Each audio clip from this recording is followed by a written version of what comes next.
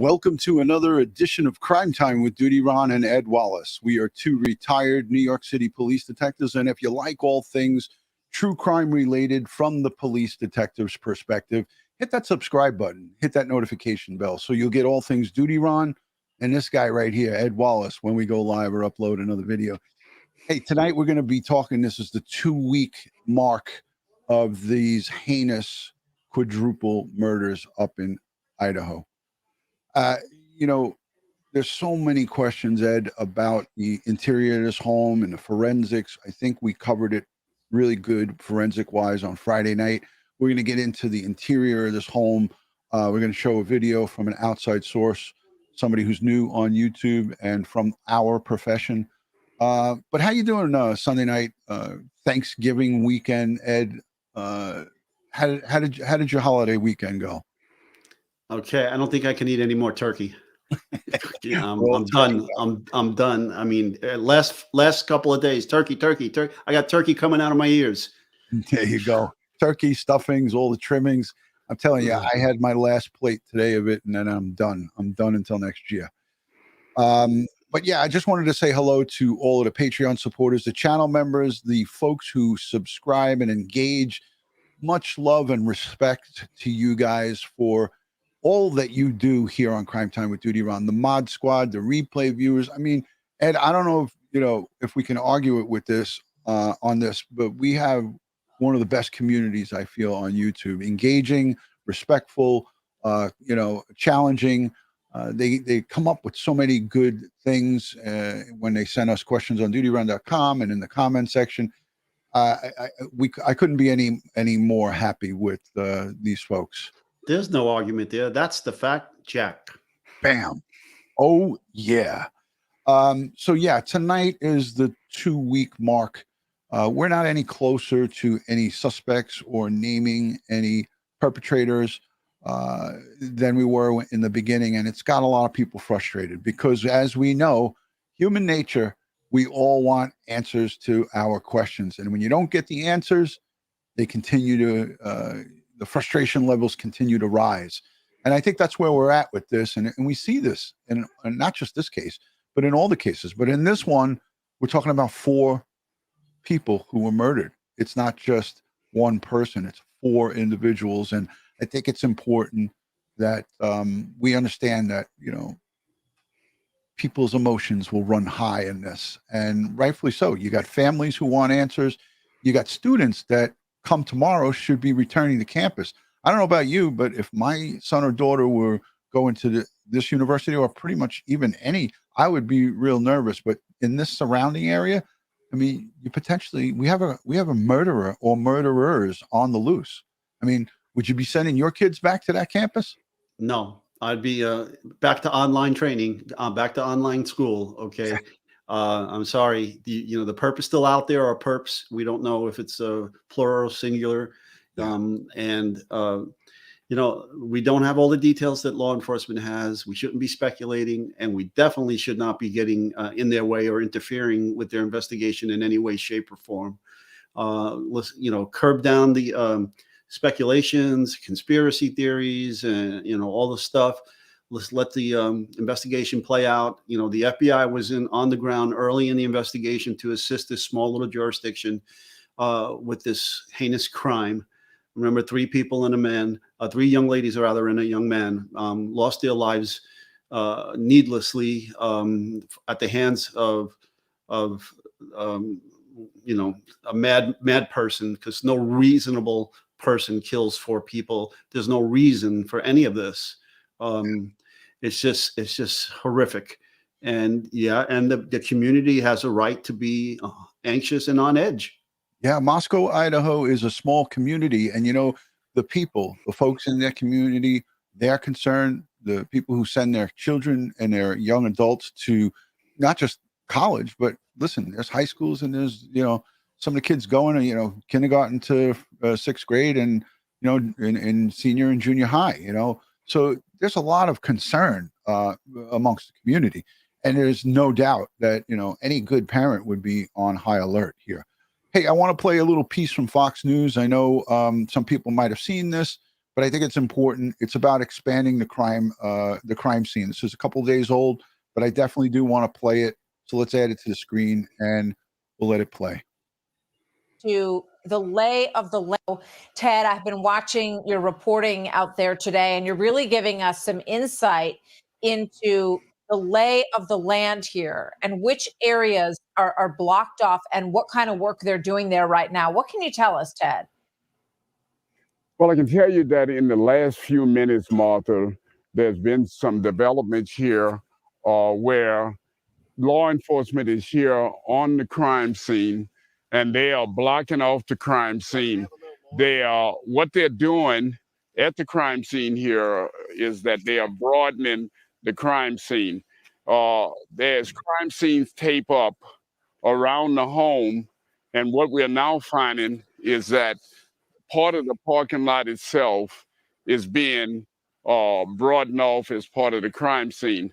Now, earlier I had spoken about the area of the crime scene, that the leaves and everything back here were rather undisturbed.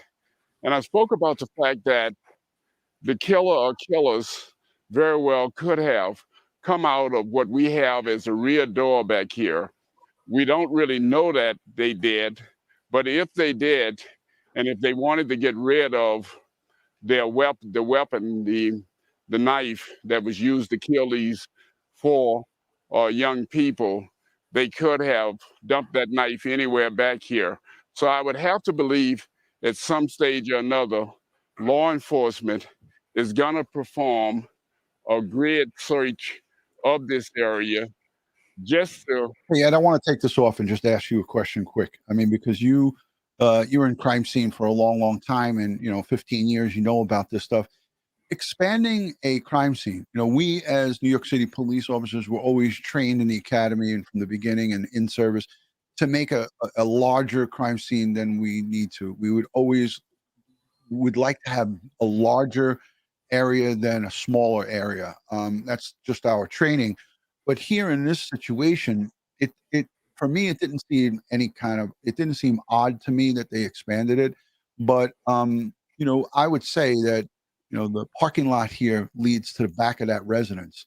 I would have immediately, and just as me thinking ahead of the game and also having this advantage of looking at it after the fact, but I wouldn't just have the front of this parking where the girls park their cars. I would have this back area taped off, and it just confused me that they waited. This is several days later. Yeah, you're right. Again, this all comes with small town. They haven't had a homicide since 2015, so it's it's a lack of experience. In our profession, you have to be thinking about routes of entry, routes of egress and exit. How did they get in? How did they get out? Where did they go? So given the close proximity of that upper parking area, you could see the deck for the residents. That's how close it is to that third story. You would think that there should have been an initial search of these areas well before now. Yeah. And it should have been roped off.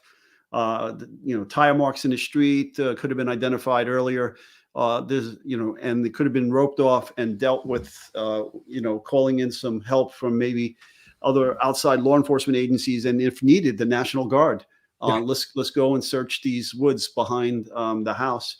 You do just-in-time training with the responding people, and then supervise a line search through the wooded area, through the parking lot, through the streets, behind and around the house. Yeah. Now you have this question up on the screen, Ed. It's from Pauline Rabb. She says, Ed Wallace, does it matter the temperature of the ground to spray luminol? Thank you, Pauline, for that. Yes, there are temperature parameters for the spraying of luminol. And again, luminol has to be in the dark. So you have to do it at night. You can't just willy-nilly spray it all over the, concrete or asphalt. Right. It has to have a target. You have to have some reason to do it. And then you have to make it dark in order for it to work. it's not the first choice in searching for blood in that manner. Okay, there you go.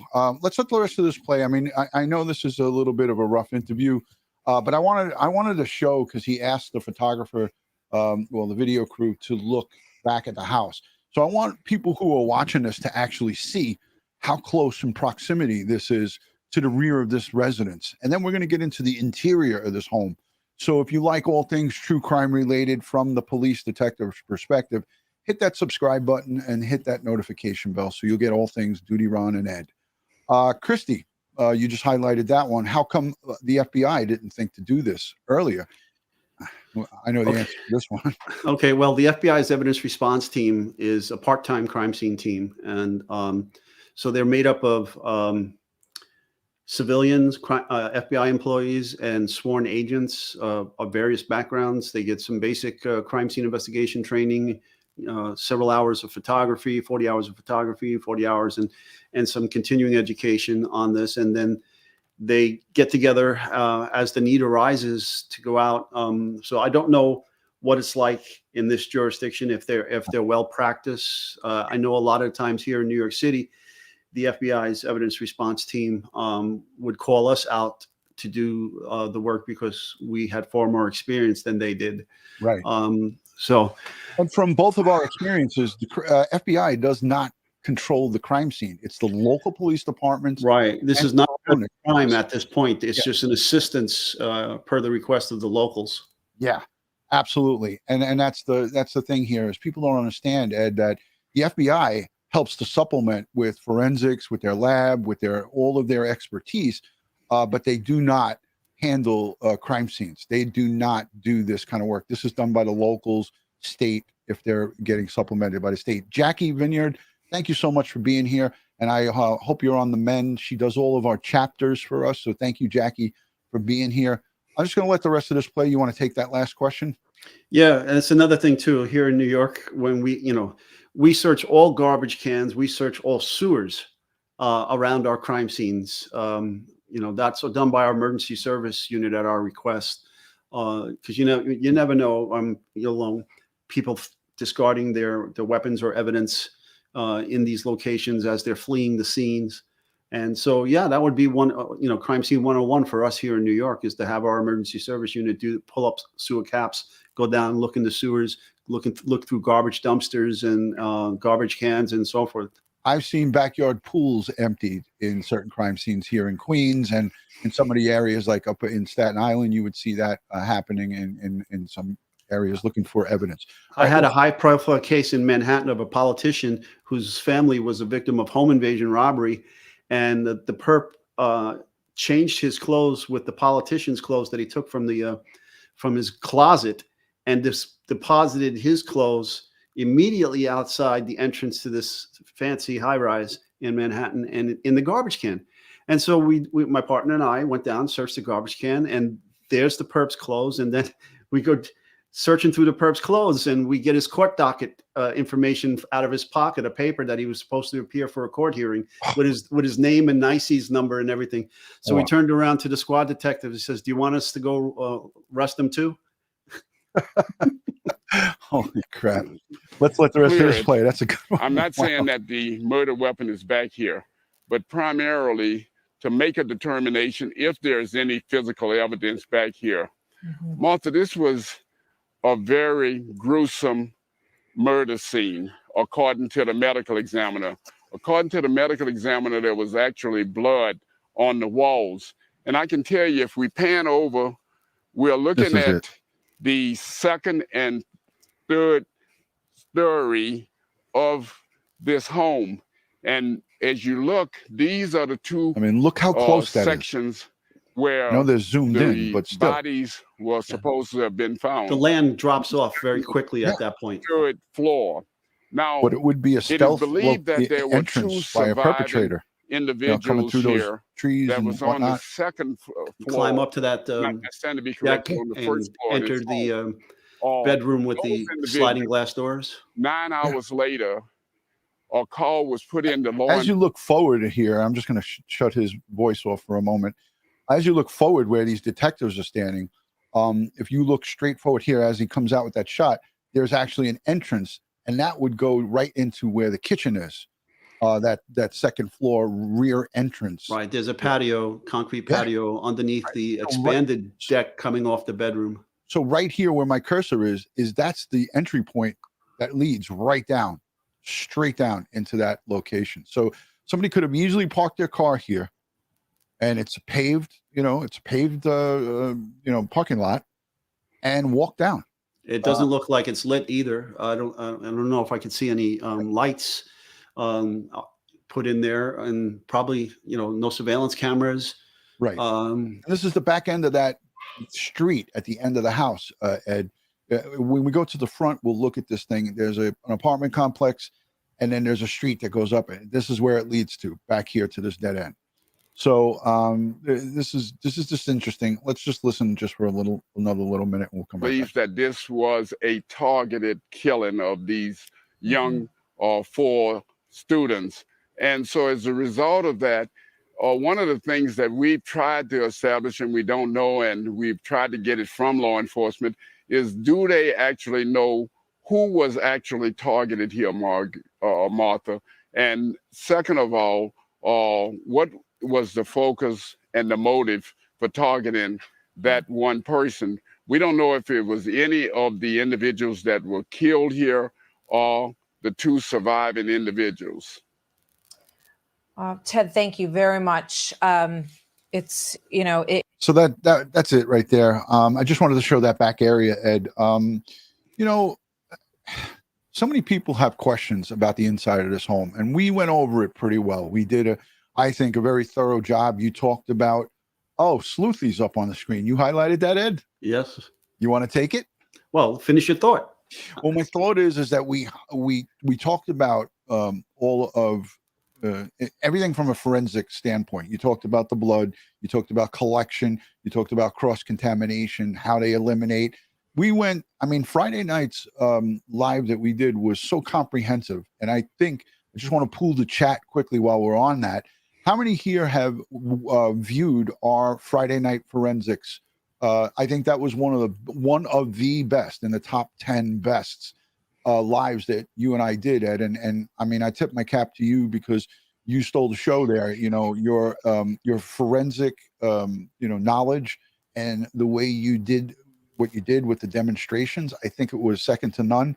So by a show of hands here in the chat, put a 1 if you saw our Friday night forensics video. I thought that was dynamite by Ed Wallace, one of the best shows that we did together. So yeah, look, the chat's saying fantastic. 1. Thank you guys. But apparently I didn't let you speak enough. Yeah, but guess what? There's going to always be critics. We cannot make everybody happy, Ed. And you know what? Most of the time I step on you. So whoever that was, they're not paying close attention. That's a hold on. That's a oh hell no. Yeah, no. All right, but to answer Sleuthy's question, the first line of searching that would be your naked eye, followed by oblique lighting with white light from a powerful flashlight, and then you go into infrared if you have that capability. Okay, but again, the first line of searching for blood is your naked eye, followed by white light from a flashlight on obliquely lighting ground surfaces or walls or even ceilings sometimes. And then moving on to infrared. And then if you spot something that you might feel is blood, and then you can start going through the various tests that I showed the other day. Now, if you guys liked what we did Friday, before we go away, I was talking to Ron earlier that I have another presentation that we'd like to do for you before I go to Indonesia, because there's going to be like a 14-hour or 15-hour time difference between New York and Indonesia. And so it's going to make, doing lives a little difficult. But that said, we're thinking about, Ron, you back with me? Come back with me. Thinking about going live on Tuesday, and I'll do a show on bloodstain pattern analysis for you. I think that would be fantastic. By a show of hands in the chat. Again, 1, if you'd like to see that, let us know. We're going to try to make that happen before Ed leaves, either Monday or Tuesday, either tomorrow or Tuesday evening. I think Tuesday is good for me, and if it's good for you, Ed, that's fantastic. A lot of ones are flooding the chat. All right, folks. Then, if you want to see that, then we'll do that on Tuesday. But spread the word.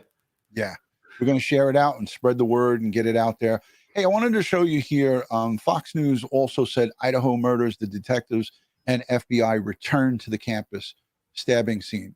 They say campus. This is off campus to collect evidence and meet with the prosecutor. So I'm going to show. This has no sound to it. It actually does have sound. I'll let it play. But let's let this play. This is just a short little clip, 2 minutes.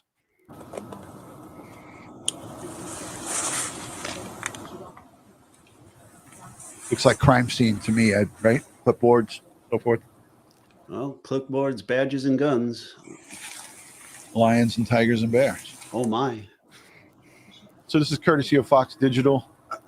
They're covering this really well. And I know News Nation is down there now. Brian Enton. I was texting back and forth with Brian last night. He's going to keep us updated on, he's going to be down there, boots on the ground. He's there now. So we're going to take a peek and see what Brian comes up with and who he interviews down there. Of course, in my text to him, I told him, don't interview any of the witnesses, please. And he laughed back at me. So now there was a question there that I saw in the chat asking, do you think the perp would come back and look at the crime scene? Absolutely. Now, in the city here, that happens a lot. And one of the things we do, especially in exterior crime scenes, outdoor crime scenes, in the big city around housing projects or apartment building complexes or things of that nature, is one of the things I do is I take some photographs of the crowd and I give those photos to the detectives to see if maybe they can identify anybody and then run them. And you'd be surprised how the bad guys like meld into the crowd to see what we're up to on these outdoor crime scenes.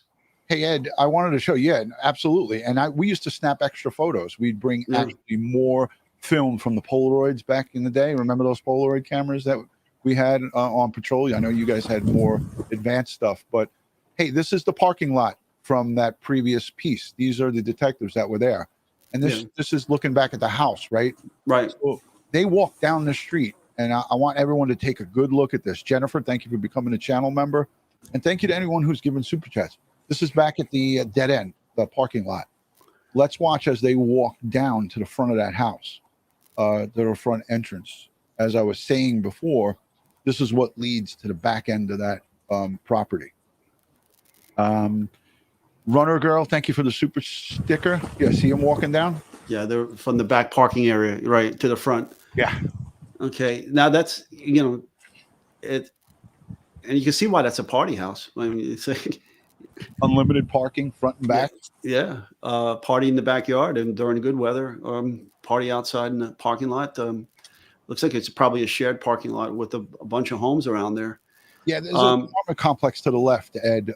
So, hold on, let me just. But the apartment complex, they share that parking lot probably. Keep it running. Keep it running. Let's see what they do here. They go in. Yeah. So the ground, putting their booties on again, but no tie back and no gloves. But the ground floor, don't know if it was.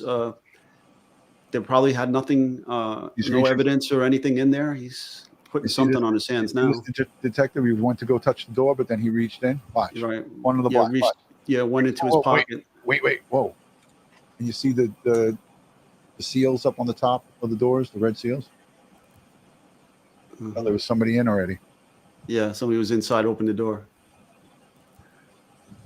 No gloves on, though. He didn't have any gloves on. No, he went to look for him. He didn't have them in his pockets. Yeah.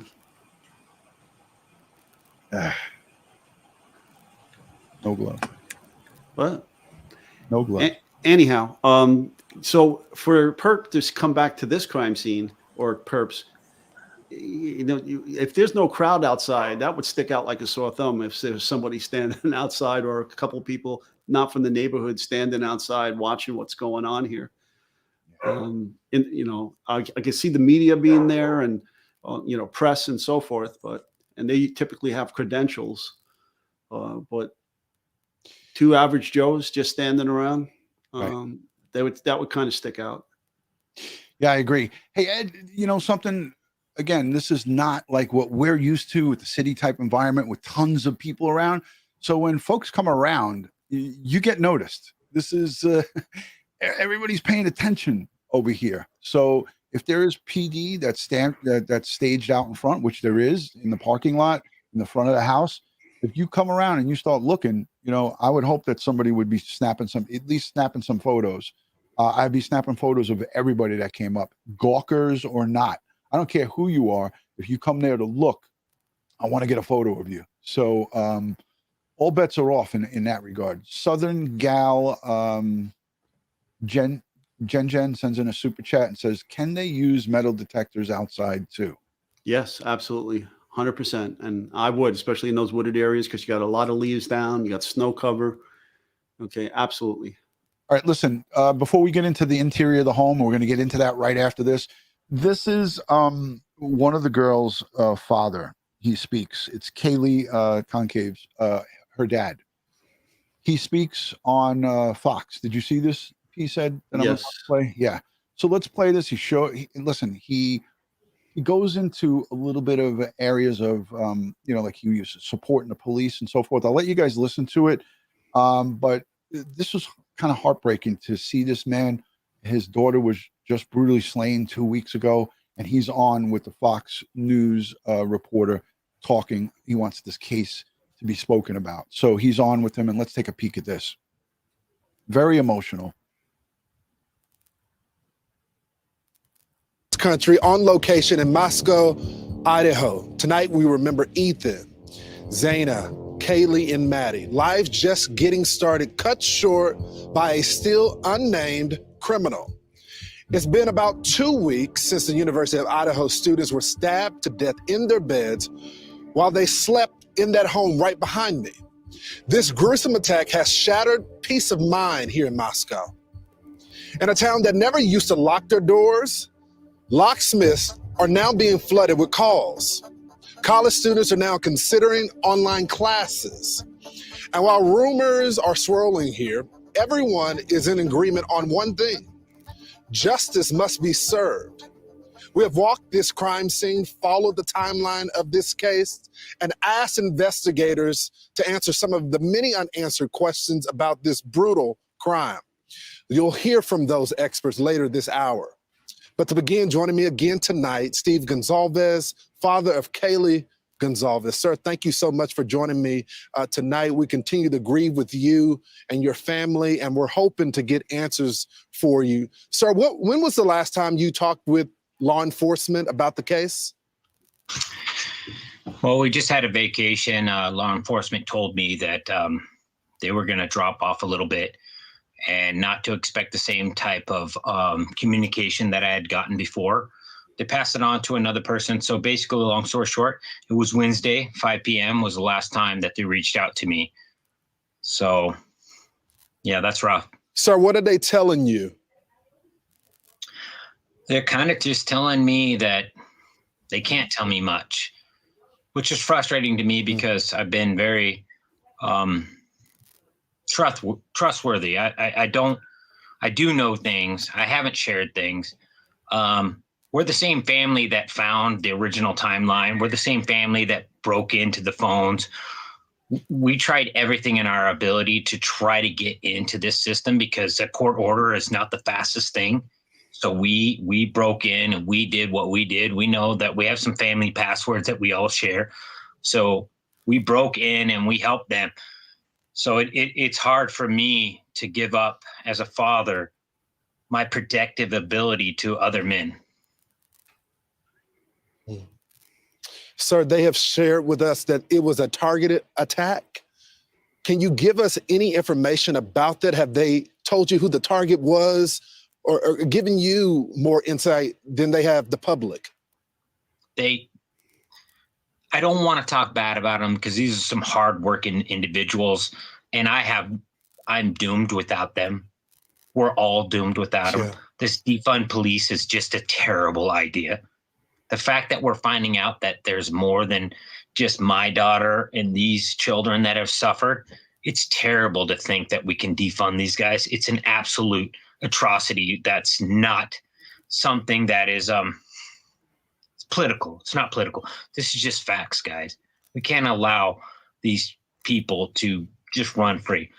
So beyond that, they haven't shared a lot. We have some private detectives that have reached out to us and given us information. We take that with a grain of salt and we try to be careful. Just today, I reached out to the officers and said, hey, this guy's treated me with respect on the show. I'd like to share some things with him that I found out on my own, and they asked me to not do that. So, you see, he was saying, listen, I want to give a little tidbit to the news, and they said, please don't do that. And go ahead, Ed. Yeah, you're right, 100% there. But what also is quite disturbing to me is private detectives reaching out to this guy on their own. Ugh. Okay, I wonder who those could be, and if so, it seems to be, to me, it's highly unethical for them to be doing this. Okay. Yeah, I mean, and you know better than anybody because you're a PI, right, Ed? I'm licensed in 2 states. That's right, licensed and bonded, legitimately licensed and bonded. Yeah, yeah, and you know, again, that's troubling, and I played this for that reason. I wanted everyone to hear him say that, but I also wanted folks to hear what the police were telling him. No, do not give any information to even the media who are helping you. And he says here, hey, I want to give a little tidbit to some of the people who are helping me. Let me just play this again. I backed it up a little bit. That I found out on my own, and this guy's treated me with respect on the show. I'd like to share some things with him that I found out on my own, and they asked me to not do that. So we're holding our tongue. We're waiting patiently, but we're definitely concerned. Yeah.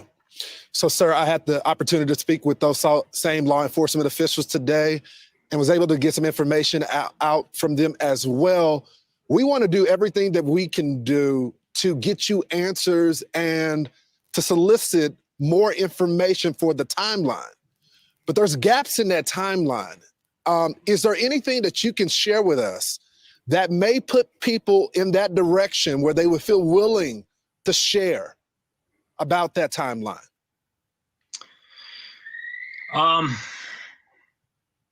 I've heard a little bit of feedback on this that people are nervous about the timeline. I'm going to tell you guys that there's so much attention on this. If you can share your information, if you can post it, I mean, it's the internet. You can do these things anonymously. Go forward. You don't have, and for those people who are afraid, like maybe I was intoxicated or I'm underage, that's not what they care about, guys. They're not looking at that. That is not going to happen. So give your information, give out that picture, that image, that video, that selfie, whatever it is, give it out and know that there's zero chance that they're coming to you for, ruin your career or your anything along those lines. They're just looking for data right now. And you could be the key. You might be something that has been overlooked. So I just implore people to come forward, especially when you're even close to that timeline, because technology is the only thing that doesn't lie, really. It's just data. And then we can analyze it as a society and determine what it is, but it doesn't lie. It's just simply data. So it's better than an eyewitness. It's better than anything that we can produce. It's right up there with DNA. And I just implore you, sometimes even if you think that selfie has nothing in the background, maybe there's a car that should be there, that somebody said in their alibi, I parked right here next to this tree. And then there's that tree and your car's not there. Yeah. So, Ed, I mean, I can agree to disagree. And this is one of the girls' fathers. So I just, for me, I think calling into the tip line, giving whatever digital or, whatever evidence you have is important. And that was a call to action for people. But he went a step further and said, post it online. I think where that evidence should go is not online. To the It should tip line. straight to that tip line, which we have linked down below. There's a digital, there's a email where you can send digital evidence, and you can do it, you know, anonymously or not anonymously. I mean, if you have anything and everything, bring it forward. And it shouldn't be going to some private eye, and it shouldn't be going to some YouTuber. Yeah. Okay. That kind of stuff needs to go to the tip line, directly to the tip line. So Southern Gal, Jen asked, what is the balance, Ed and Ron, of the public, of what public should know in order to help in some way in lots of cases? Well, you know, each case is going to be different, and each law enforcement agency is going to have figure out what they can give out without damaging the case. The bottom line is you don't want to give out any information that is going to damage the case. Okay. Certain things you have to hold close to the vest. Others, you know, that you're seeking assistance for, you know, it has to be weighed. You know, the cost, you know, the benefit analysis has to be done about, you know, if I give out this information, is it more beneficial to help the case, or will it hurt the case? And decisions have to be made based upon that. Somebody was asking earlier too what license and bonded means. Each state that requires a private investigator to have a license, usually you have to take a test and a background investigation, be fingerprinted, and pass that background investigation, pass the test, and then the state will require you to get an insurance bond in a certain dollar value. Each state is different. Some are higher than others. That's just for the state. And then for your own private company, then you end up having to buy your own errors and omissions insurance. And that's based upon how much work you do a year.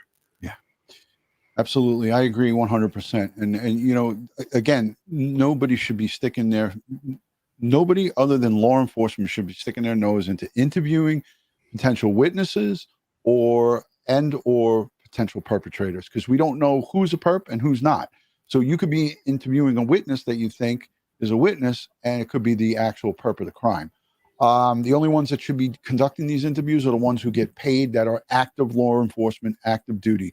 So anybody that's sticking their nose in that location is off base.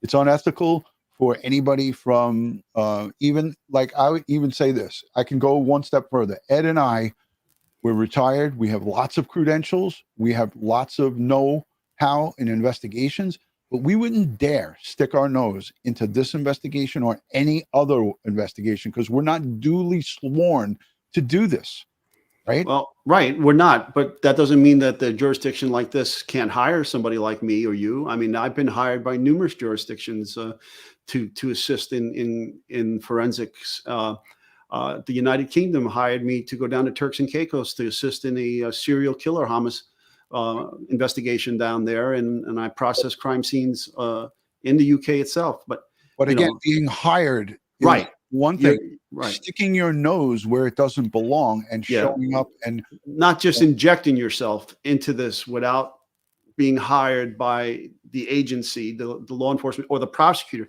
Most of my times I get hired by prosecutors or defense attorneys and things of that nature. But yeah, absent that, even family members at this stage in the game, you know, just people on should the family get a private investigator? No, not this stage in the game. No, it's not. It's hurtful. The coroner, the local coroner, said there were stab wounds on at least one of the students. It's a big sticking point with people. You know, we're going to listen to a little piece that was shared to us by our good friend Sleuthy. So I want to play this. It's just a small piece, and it's the coroner actually making that statement about the defensive wounds. Also cleared as a suspect, someone seen in video from a food truck that two of the victims visited that night, and a driver that picked up Goncalves and Madison Mogen to bring them home after visiting the food truck. Homicide by stabbing. The murder weapon, we know, is a fixed blade knife, generally much stronger than a kitchen knife and commonly used in hunting. Police say all four victims were likely sleeping at the time of the attack, but some possibly woke up and defended themselves. There were stab wounds on the hands of at least one of the students that make it appear that it would be defensive wounds. Have you heard that statement, Ed? I know Yes. you listen to a lot of this stuff. Yes, and so when we're talking about defensive wounds, it's typically like this: you're fending off the attacker, and then portions of your fingers and your hands, including your wrist and arms, may get sliced or stabbed by the attacker's knife. Right. Now she said now that's stab wounds, different. not slashes. What's that? She said stab wounds, not slashes. Right, but again, we don't know how accurate her statement is. If she's because during the press conference, and even you and I during our lives, we tend to sometimes make a little mistakes here and there. But yeah, she said stab wounds, right? So got up and stabbed into the hand or whatever the case may be to fend off, which is different than having gotten out of the bed and gotten into a full-blown fight with the perp. Right. Okay, so we're talking defensive wounds, not necessarily defensive actions like fighting with the perp outside of the bed.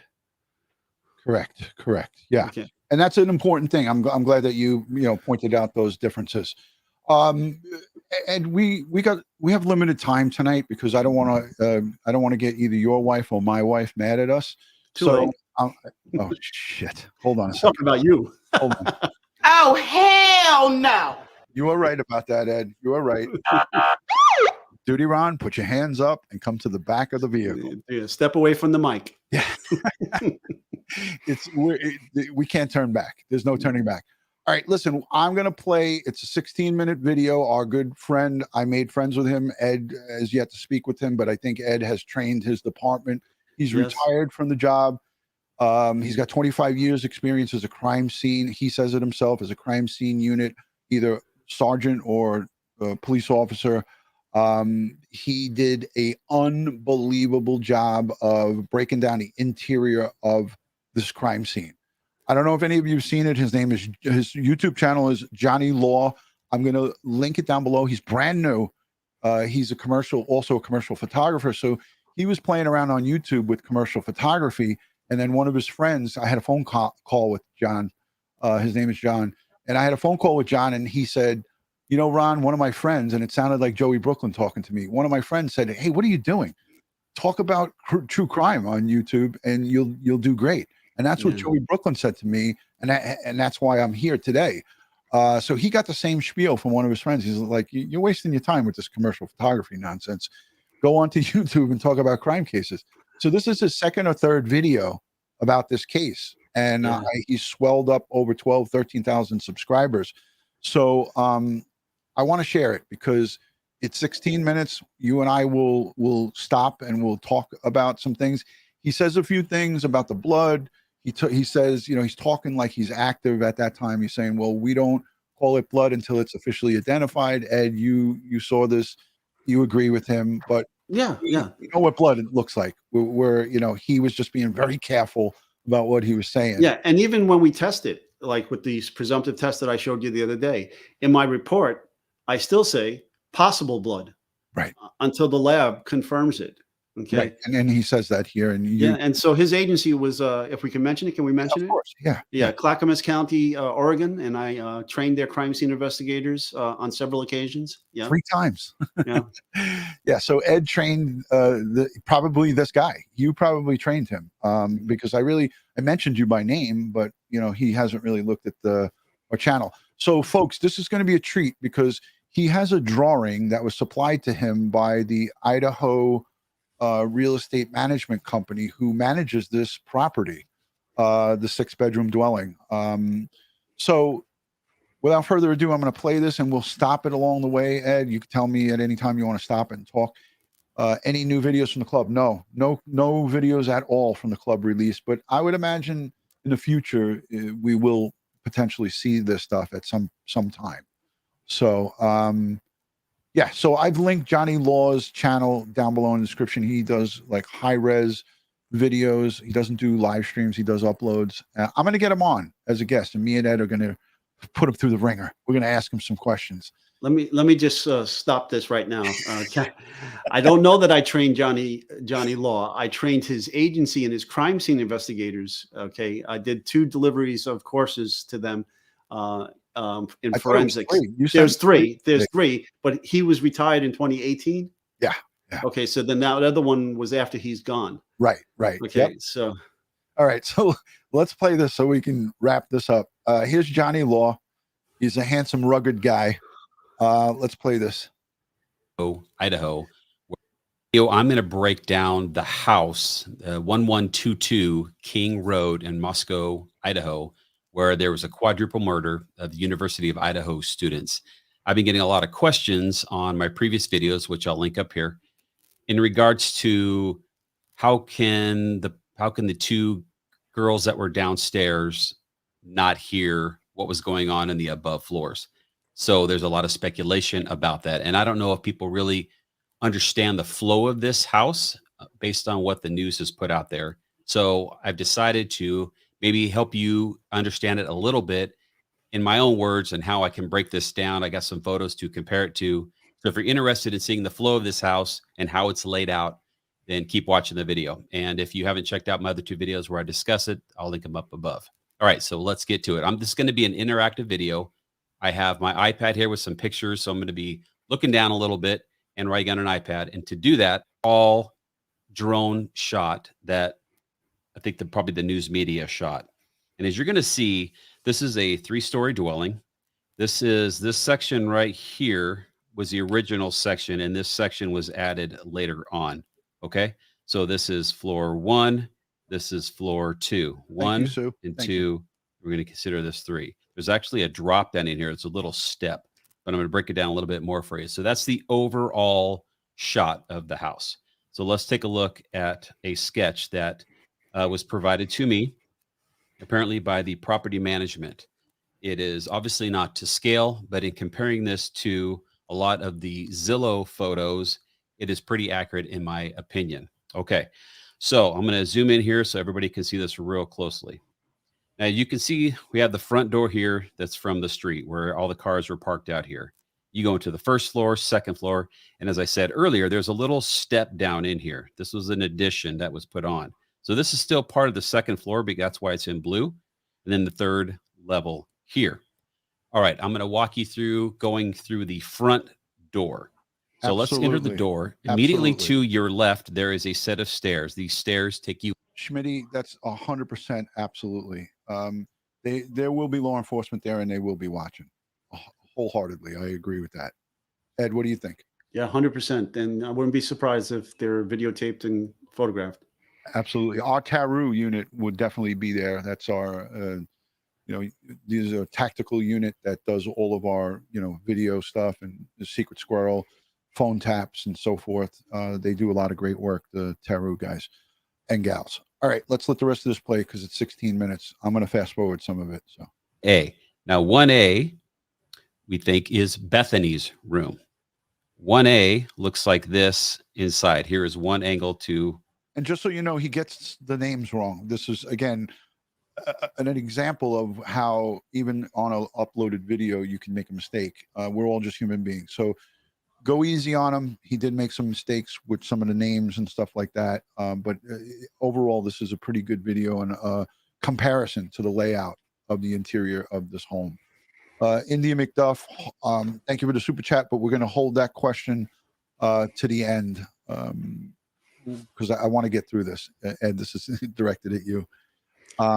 Yeah, I've done several training courses down in Quantico area and with the FBI down there as well. And the Marines.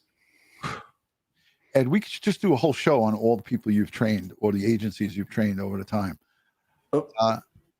Let's let this go. Okay. Bethany's room here with a bathroom straight ahead and a laundry room. The door immediately to your left, there is a set of stairs. These stairs take you up to level 2. There's a hallway with a bathroom straight ahead and a laundry room inside of there. Then we go to bedroom 1A. Now 1A, we think is Bethany's room. 1A looks like this inside. Here is one angle to Bethany's room. Here's where you come in the front door, and this is what the room looks like. This is, I'm assuming, either a bathroom closet, or I don't know if this is the bathroom or this is the bathroom, but one of those is the bathroom and one of them is probably a closet. It's not really easy to tell. But that is one angle of that room where Bethany's is. Here's another angle. There's the window where all the cars are parked out front. And if you look up in the left-hand corner here, this is the angle to the stairs. So the stairs, this is where the stairs would go up to that additional floor, if that makes sense. Bedroom 1B. Bedroom 1B, you break to the right and it ends up over there. Let's take a look at bedroom 1B. Now, 1B is an interesting room. Ron, stop it for a To second. me, it seems like, Okay, Go back. Can you go back just a little bit for the 1B? sure.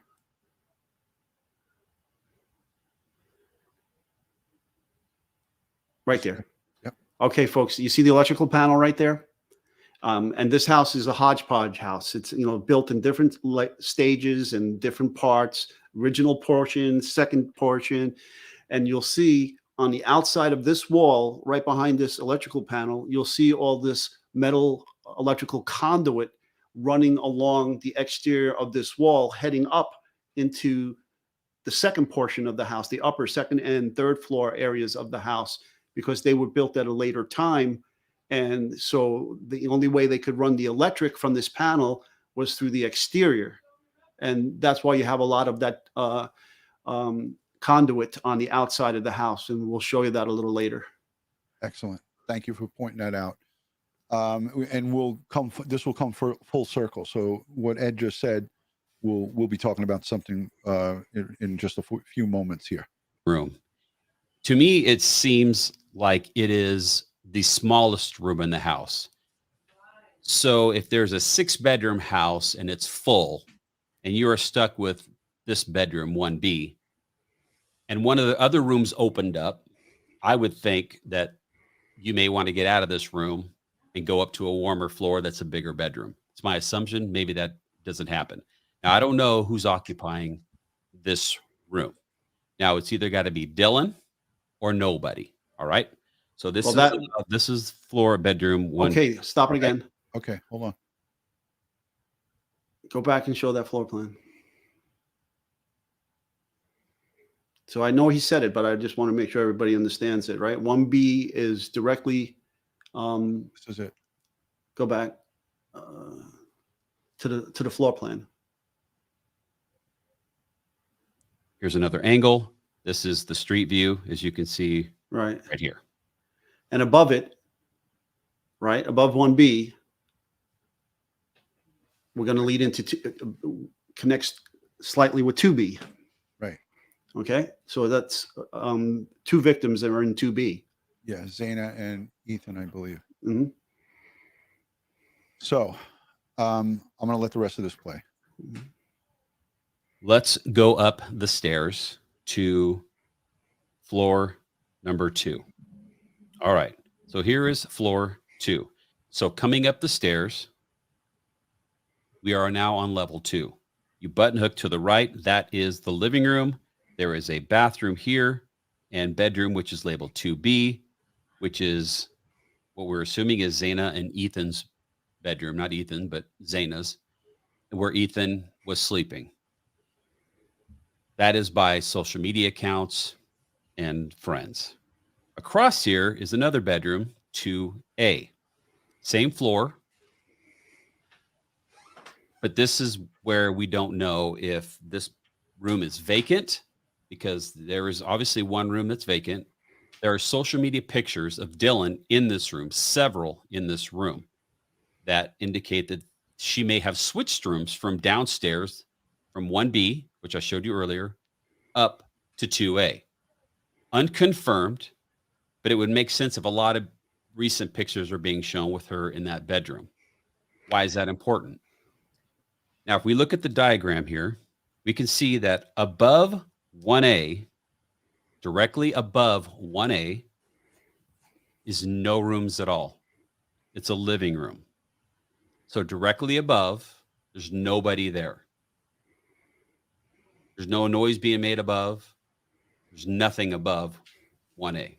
If 1B is vacant, then below 2B is nothing. Nobody in 1B to hear anything in 2B. If Dylan is not in this room, but she's up now in 2A. Can we pause it again? Yes.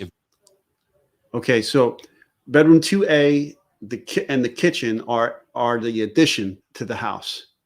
Okay, that's where you're going to have a drop down from the living room going into that new section of the house. Okay, so originally this house was the ground floor and the rectangle that makes up the living room, bathroom, and the bedroom. Right. It stopped right along here where my mouse is, where it says victim. That's correct. found. So You go- somewhere in there originally, maybe the bedroom 2B or whatever the case may be, there was somewhere in there was a kitchen, and it just got reconfigured here. Right. All right. Might have been a combo of this living room / kitchen. Now I see people in the chat saying this is a crazy house, or this house is creepy and all this stuff. This is typical for a college town or even vacation locations at the beach in New Jersey. You see houses like this. These are those kind of houses that you see on those shows that flip houses. Okay, so they go in there, they spend the owners go in there, spend a few bucks, make it look real nice, and then they rent it to the college kids. All right, Yeah. and that's how they make their money. And they expanded this because it was money for them in their pocket, because now Right. you can put The more occupants, the more money you make. Correct. All right, let's let the rest of this play, because now we start to get into some of this. Now he's into the crime scene, where these crimes occurred. So let's listen in. Dylan is in 1B. Then she could potentially hear things in 2B above her. If Dylan is in 1B, she may be able to hear things in 2B. Maybe not. I don't know the structure of the house, the construction, how well it's insulated. Is she sleeping with the fan? I don't know any of that information. Only investigators know that. But in the position of the house, if there is someone there, there will be somebody directly above them. But if she is not, and she is up here in 2A, then she's not going to hear that. Let's stick to 2B. Let's stick to the second floor. So we have Xana and Ethan in that room. There's a little step down that I showed you earlier. That's still part of the second floor. So it steps down into this area here. This is where the kitchen, sink, and all of those things are located. So the second floor, we have the back patio, which anybody can walk up here. And as you could see, Ed, this is what I was talking about. There's 1, 2, 3, 4 homes that are facing, backs are facing, side is facing. One home across the street, well, 2, the front of their homes are facing the back of this home. And it's alleged also too that, or there's a potential that the perpetrator came through this back entrance here. Right. And there's fencing around here too. In certain parts, you can see the fence. Right. So I hope they thoroughly examined all the fences. Right. And this is what leads. Now, I want to ask you why you said that, but this is what leads up to that parking lot. If you go up this hill here to the left, it takes you up to that parking lot where we saw all those detectives coming around. Now, this fence looks like it's broken off here. Look, you see it. So why did you say about the fence, Ed, for the people listening? Well, if the perp gained access from the lot behind that fence and climbed over the fence, there's possibility he left trace transfer evidence, hairs and fibers, DNA, things of that nature on that fence. And if he cut himself, blood. Yeah. Putting his hands on it to jump over it, things like that. Yeah. Excellent point, Ed. Okay, let's let it play. So this is the back view of the residence. And enter there. This back patio enters the kitchen. Here's the kitchen. You see the back patio here. You come up the gravel, access to the sliding glass door. And this is what they're talking about, how if this was not locked, right, and an easy way to get in. You got a window there. And this is the addition to the house here that the third floor is built on top of. Correct. The kitchen here. Here's another picture of the kitchen. You see the pillars right here and the layout of the kitchen itself. Here's floor 2 that I talked about. This is coming up the stairs from below, button hooks into this living room. You see here to the bottom right, this is that little step down. You see the step that goes here and then down. That's the transition from old to new. Another shot. You come up these stairs from up here. You button hook living room. Keep button hook. That is Xana's room, where Ethan and her were most likely sleeping. Unconfirmed, but most likely. Then there's a bathroom on the other side of that wall. Here's the street view from where people were. Okay, let's stick to 2B just for a minute. Now, everybody has seen the photos of the red substance that's down the back of the wall. I wanted to point that out on where this is in relationship to the Right, house. so now he's going to start talking about the blood here. And this is what I was saying is he's going to mention, you know, again, about what an active crime scene investigator, someone that is collecting this evidence. This is how we would speak if we were, you know, again, active on the scene collecting this evidence. So I'll let the rest of this roll. And the bedrooms that are inside. So here on 2B, this area right here that you see is about the area where those stains are found along the wall. Whether it's blood or not blood, the red stains that are there, that's the proximity of this bedroom. Whether the bed was laid out in this fashion or the bed was laid out in that fashion were unknown. Okay, so I hope that makes sense about where that is in position. Now I'm going to show you another picture of the outside of the residence where this is located, where 2B and the outside of that is located.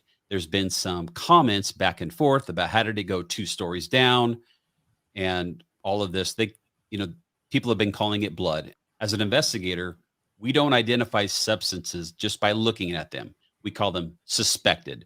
In this case, suspected blood. We could field test that, but until it is collected, sent to a lab, we're not going to call it blood. We're going to call it suspected blood or a red substance, red liquid substance. So let me just say that this red liquid substance that gravity pulled down is located at this area. And I want to show you that it's not traveling a large amount of distance. Okay. All right. I'm going to take you back to the drone footage. And now that you know. Okay, stop it right there. Floors 1 and 2. Okay, folks. Now, look at all the electrical coming out of the ground floor or bedroom where the electric box is. So all of coming out are indicators that these electric conduit lines are supporting the new electric that needed to be put in place for this new wing of the house. You can't see my mouse, right? No.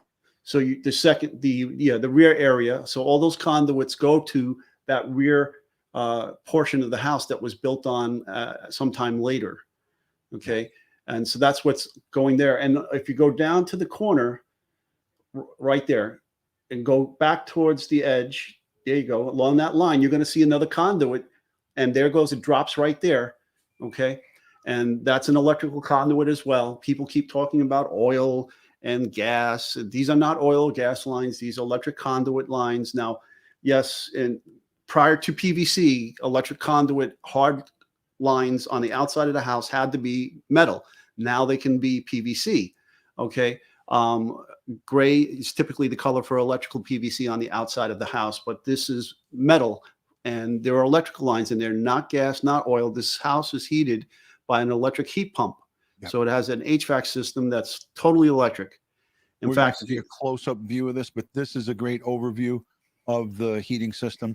And again, if it was a oil-fired burner, you would see a chimney, and this is a good view of the roof and the side. A chimney has to clear the top of a structure by code, and that's across the United States.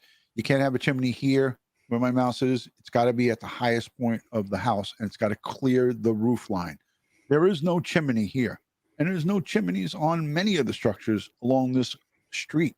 The street here, I looked at a lot of these structures for chimneys, and I didn't see any of them. What you're looking at here on the roofs, those pipes that are protruding in there are the vents, the plumbing vents used for the bathroom and the kitchen sinks and things of that nature to allow the plumbing to flow properly. Yeah, there's 3 bathrooms in this home, in this 6-bedroom. There's 3. Right. And here's one vent pipe. There's two. There's a third one, and then there's a fourth one. Like you said, And there's one. There should be one down on the lower roof. yeah, back. These are roof vent ridge. Yeah, we can't see it. It should be further in. Okay. Right. All right. So Tina Garrett sends in a super chat directed to Ed. She says, "I'm so glad you're on our side. If you suddenly lost your mind, you would be an extremely dangerous enemy." At both of you, your knowledge never ceases to amaze me all the time. Thank you both so much. Tina, thank you. I'm not, I keep hearkening back to Dexter. No, I'm not Dexter. All right, we're almost at the end of this, so let's let it go. It's now he's going to go down to ground level where we look at the blood drippings. I'm going to show you where these stains were and how far they traveled. So I'm going to zoom in here, and this is the area right here where those are. As you can see, if I pan out a little bit, there is dirt and ground and earth right up to that point. So this area right here is where I was talking about the bedroom with Xana and where Ethan was probably staying. So that is the room in relationship to the house. And that stain that you're seeing is right there. I'm going to show you another picture. Okay, now this picture is just a close-up of the same one you just saw pulled. Now, Ed, there was people that talked about this. This looks like this is growth. You see this here? This is white, growthy, weedy substance. Yeah, it's dying plant life. Yeah, blood's blood. It's dying plant life. Correct. Yeah, and that's the concrete foundation. Right. People on Facebook were saying this is blood spatter. No. Yeah. And the black gray material over there is part of the waterproofing for the foundation. Yeah, this here. Yeah.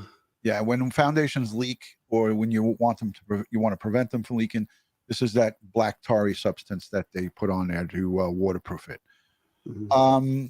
Okay, let's let this play. Pulled out. You can see that you're seeing it is all pulled out. You can see it's not very far from the ground. I mean, the ground level is right here, and this is the bottom. And there's also a pipe here that is located. Now, it is kind of particular.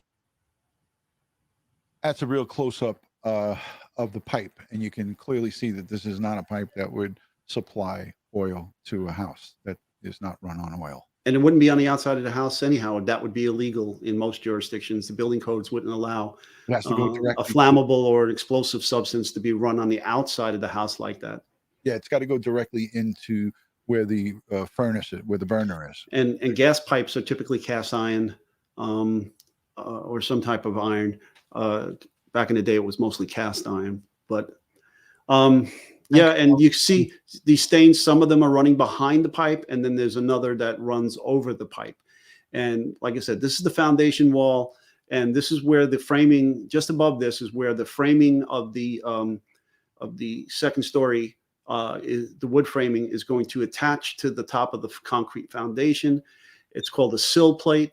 It's usually bolted into the foundation. Sometimes there are termite shields that are also there that protrude in some type of flashing to keep the water from coming in. And there would be, depending on when this was built, there would typically be some type of tie-back wrapping to weatherproof the house. I'm thoroughly convinced that, based upon my training experience, this was tested and it's blood. I want to go ahead and pull the chat real quick and then let us know down below in the comment section. If you believe this is blood, put a 1 in the chat. If you believe it, if you think it is not, put a 2. And let us know in the comment section if you think, direct it to me and Ed. Let us know what you think. Is this blood? Is this not? Let's let the rest of this play. Oh, yeah. Wild Z Pony sends in a super chat and says, "Thank you so much for sharing your knowledge to clear up all the Jagaloon speculation craziness." Wow. That's a great one. Thank you, Wild Z Pony. I got to highlight that, put it on the screen. All right, let's rock this and let the rest of us play. This pattern of red picture. Okay, now this picture is just a close-up of the same one you just saw pulled out. You can see it's not very far from the ground. I mean, the ground level is right here, and this is the bottom. And there's also a pipe here that is located. Now, it is kind of particular that this pattern of red fluid is going down in this direction here. In this little section here, it looks like the fluid possibly came over the top because the next staining pattern is down below that appears to be the same texture and consistency. Ed, you want to talk about that? Yeah, he's 100% right on.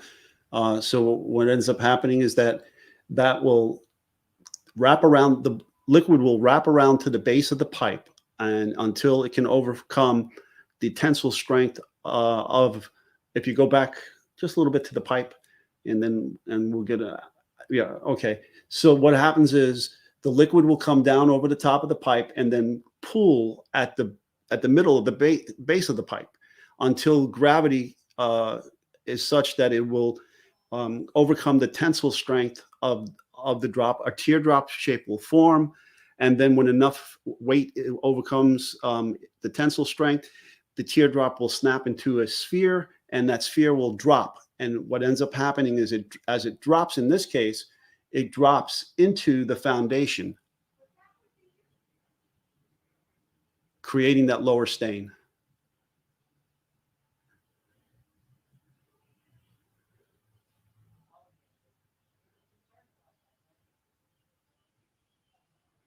That's why when we do the show on Tuesday and I talk about bloodstain patterns, you'll understand this a little better. Yeah, what I was saying is so it basically just comes and leaks out over the top of that pipe, over the top from the foundation. Yeah, it collects at the bottom of the pipe until it can overcome the tensile strength. It'll of the attachment to the pipe, and then it will release from the pipe. It will go from teardrop. It'll snap into a sphere, and it'll oscillate as it's dropping, and it looks like it was pushed maybe by wind or something else into the foundation, and that's where the second portion happens. And me, as you know, I'm not, this is not my forte, but I also saw at the bottom, I want to play this and I'll let it play all the way through. Take a close look at it. It looks like it might have dripped or dripped multiple drips, and it looked like it dripped back up. There's one part at the bottom here where it looks like it kind of splashed back up onto the wall. Let's take a look. I'll let it go. Right there.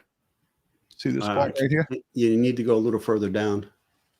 But you see what I'm talking about? Yeah, I see what you're talking about, but I need to see a little further down, because what ends up happening is when that keep going, let it keep running. That's him doing this, right? Yes. Okay. All right, let me see that.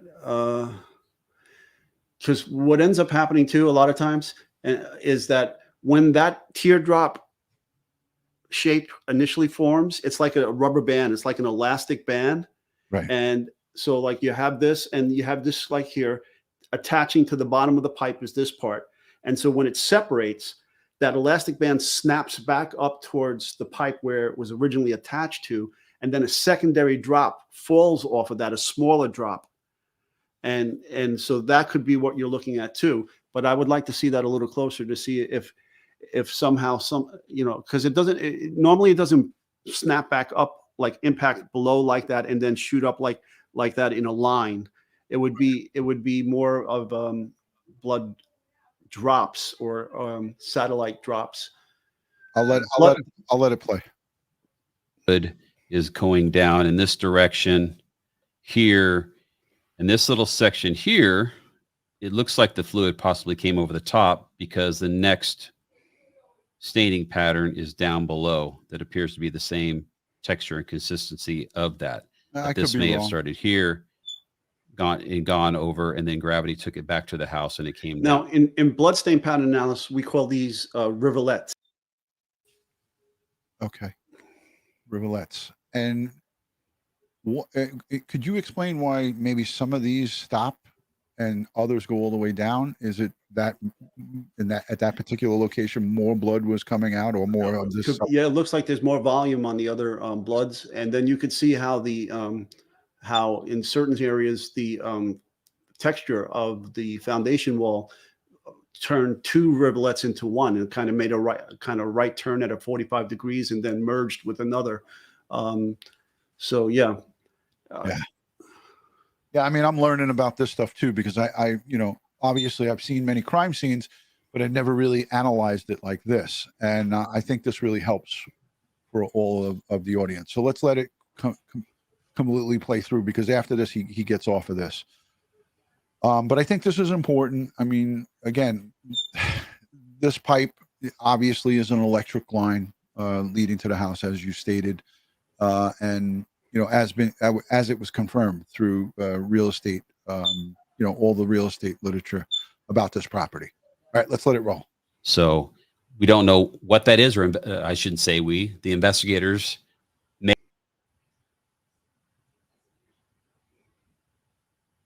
What happened? Ron, we lost you and we lost the sound. Yeah.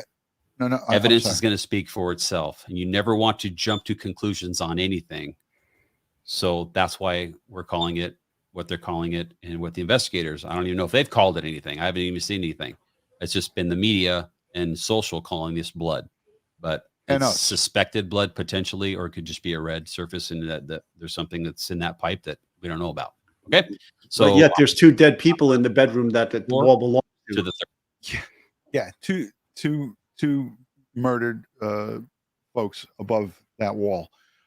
Yeah, but I know he's new on YouTube and he's trying to be real careful about it. So I had no problem with what he said there, because I feel like he was just trying to, be very, very cautious about what he's saying. I know he's 100% accurate in what he's saying. There's nothing that he's not saying that what he's saying is.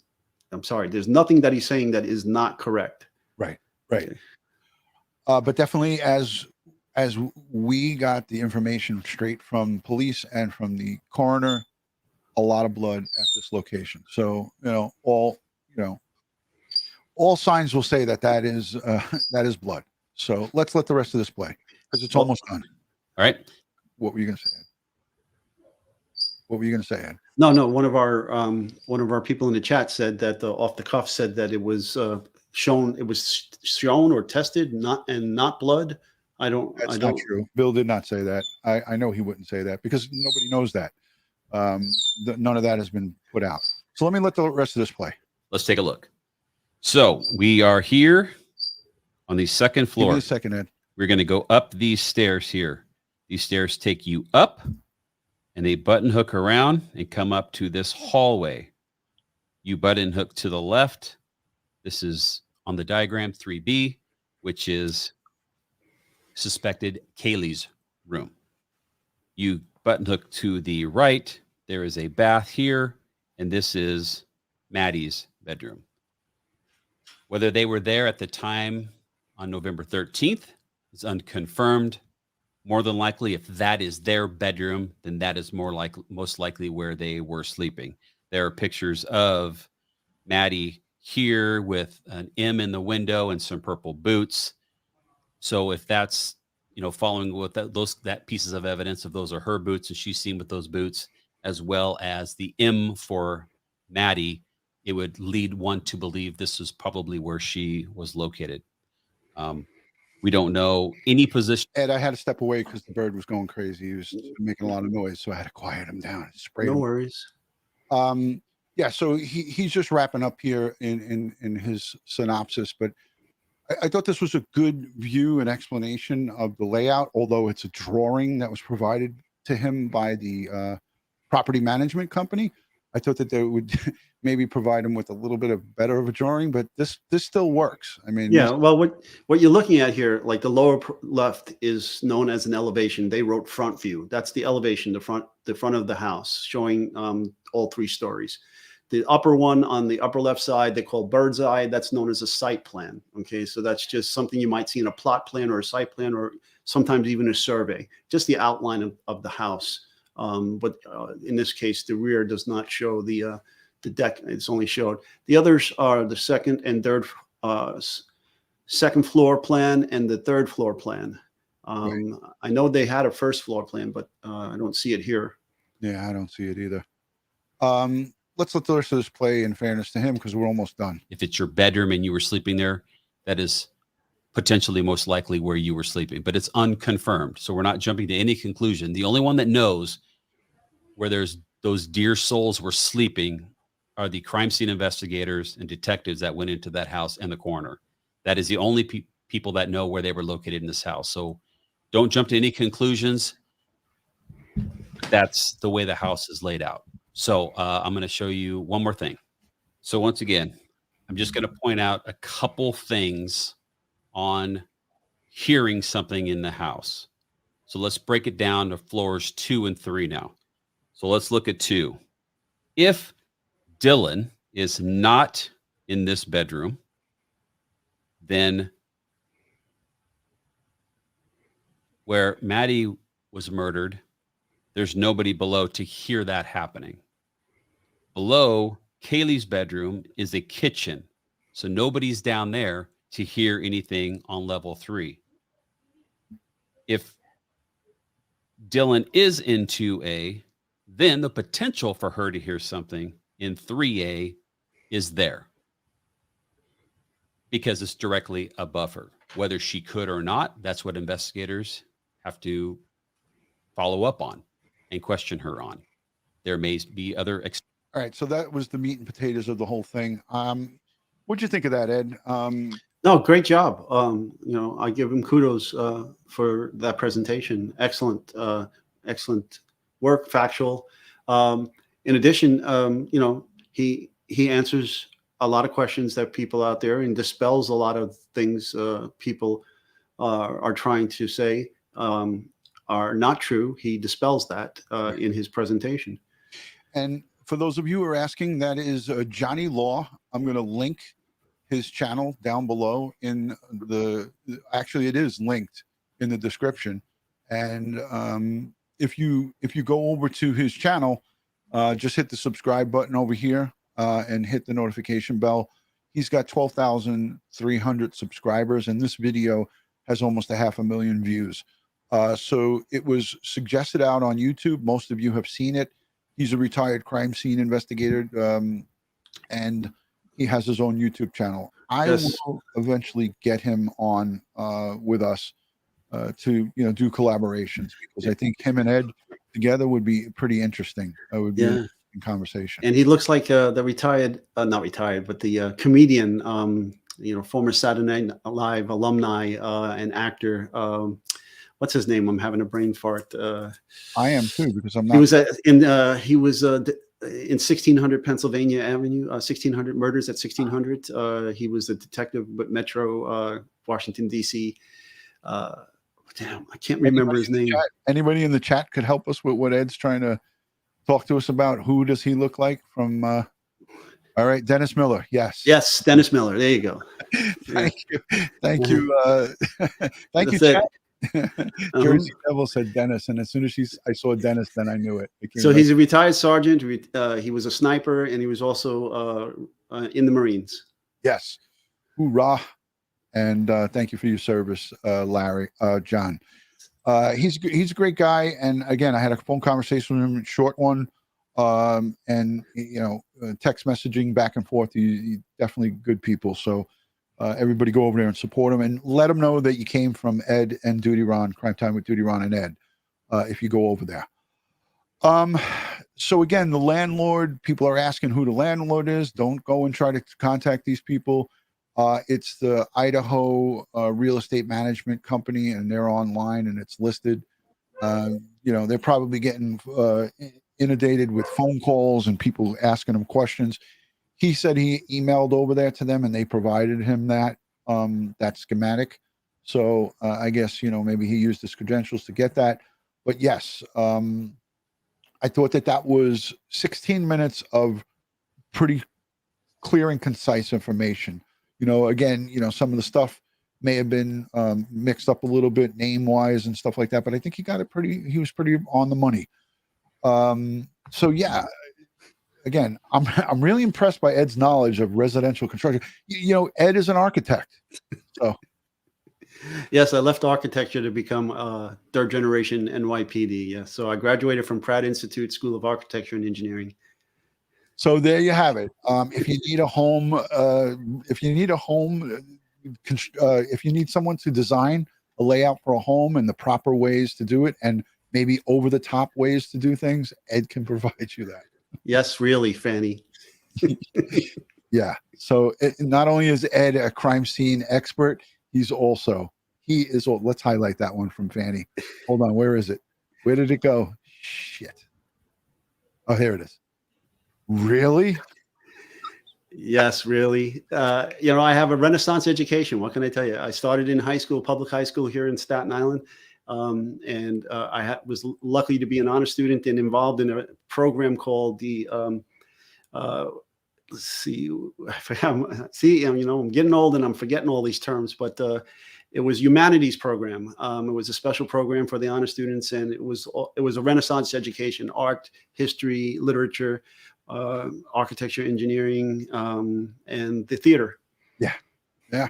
So Ed is a jack of all trades. He really has a tremendous amount of experience in all facets of everything. So, well, that's the architecture is what helped me get into the crime scene unit, because the physics and the math used for ballistic trajectories and used for bloodstain pattern analysis is the same physics and geometry and trigonometry we use in architecture and engineering to design homes. Yeah. I would love to have seen, were you able to save any of your schematics or things that you drew up for crime scenes, like some of your crime scenes that you went on? Were you able to? Absolutely. Yeah. I have seen. I personally, not to show out into the YouTube land, I personally would like to see that, Ed, some of your stuff. And I know that it's meticulous and probably very neat. Yeah, I could share that. And then I don't have a problem showing it to people. Okay. On our show. Let us know in the chat and down below in the comment section if you would be interested in seeing some of Ed's crime scene.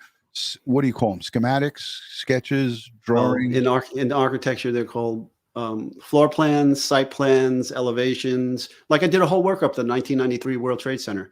And no, I'm not Greek. Why does somebody keep asking me if I'm Greek? How about, do you know where Bigfoot is? The J.D. Barma. Well, I have a distant relative who was Captain Bill Bigfoot Wallace of the Texas Rangers. Awesome. So, all right. Well, we're getting close. Listen, this is Ed Wallace and DutyRon, Crime Time with DutyRon. If you're not yet subscribed, please consider subscribing to our YouTube channel here. Hit the subscribe. It's a red button. Hit the bell notification. Give us a thumbs up.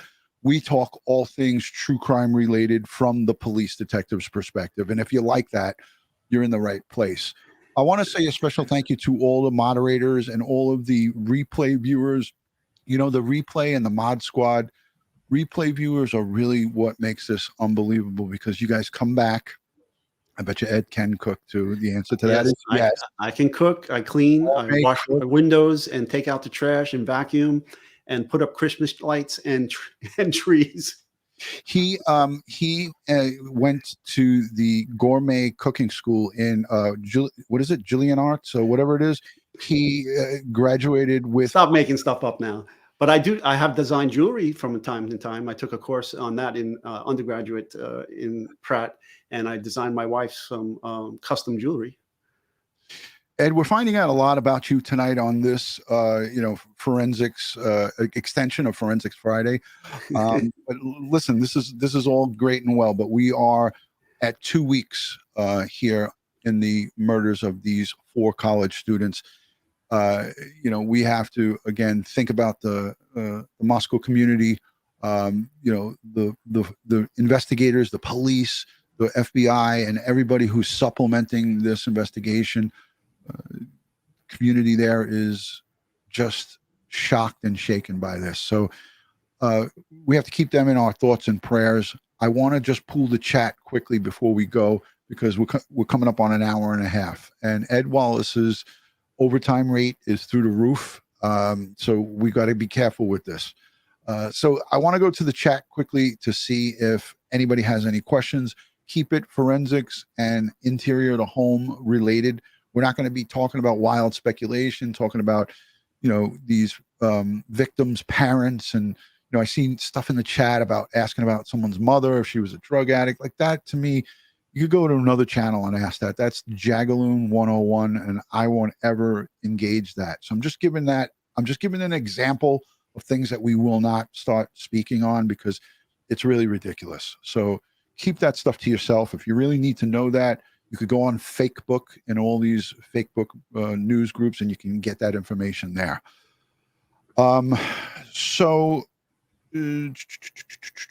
Yeah, so here's a good one. Franny says, why is everyone running with the idea that the killer must have known the interior of the house? Ed, you want to take that? I don't know why everybody's doing that, but it wouldn't be too hard to get that information, right? Especially if this was a party house. Then you also look at people's social media posts, and then if you did a simple search or put the address in, and boom, Zillow pops up, and you have all the photos of the interior of the house. Yeah, absolutely. And reports from news media are going to fuel these kind of people's, the narrative, right? They're going to talk about this was a party house. They shared the code to the front door. It was commonly shared. It was posted on social media that they, were having gatherings at this location. But remember, they're not the only college students that are having gatherings. This is commonly done. And for those of you who didn't go to college, this is a common practice. It's not like this is something that's news where groundbreaking is just developing. This is what's been going on for a long time with many students. Jennifer Nobles, our good friend from Bakersfield, California, sends in a question. Is it possible, Ed, that the blood froze as it was staining the exterior of the walls? Good question, Jen. 100% possible. I mean, the exterior was below freezing. There was snow on the ground at the time, and that concrete gets very cold. And so as that blood, the blood is, if it is in fact blood, which I believe it is, it's coming out at the body core temperature, but as it's going down the side of that concrete foundation, it's cooling off relatively fast. Yeah. And Brandy H, yes, the crime scene will be released eventually, but right now it is not released. They will hold that as long as they need to hold it. Correct, Ed? Mm-hmm. 100%. Yep. I'm just looking at some of the chat. Mar H says, great channel. My brother is a cop, so this is awesome. Thank you, Mar H. Please consider subscribing if you haven't already. Gypsy Girl, let's see what she had to say. I just got told I would look like a cast member from The Sopranos. Wow. Woke up this morning, got myself a gun. Boom, boom. Hey, that was the best show. Oh, I love that show. And Gypsy Girl says, didn't go to the first floor because he got hurt. All right, so that's more speculation. I thought it was a question. Why isn't any reward offering? We talked about this on Friday night. I think that there will be a reward offered, but maybe they have no reason to offer a reward. There's a potential that they might have, or they might be narrowing in on a suspect. Ed, go ahead with your thoughts. Yeah, they're playing their cards close to the vest. I believe they have information. They said it was a targeted attack, and I believe there was probably evidence inside of the crime scene that led them to this conclusion. Right. And what it is, I don't know. I mean, I'd be speculating. Could be a note. It could be, something that was left behind, or, something more macabre. But I think they have good reason to say, and evidence to back it up, that this was a targeted attack. Absolutely, 100%. Look who's there, Ed. Look who we got online here. Yes. Timmy Acosta. Another great show tonight. In God we trust, all others we polygraph. Where the hell is it? I have it somewhere. Timmy. And those, for you people that are writing, I love your New York accents. We don't have accents. You all have accents. Okay. Hold on, let me go full screen. Courtesy of Timmy Acosta.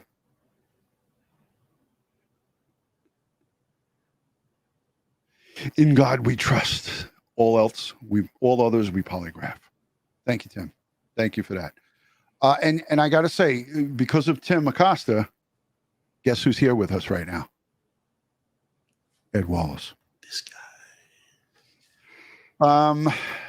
Will from the Glera. Will the Glera is here in the chat. I don't know if he's still here, but he said it was like a comment that was, we appreciate the comment. Will, thank you.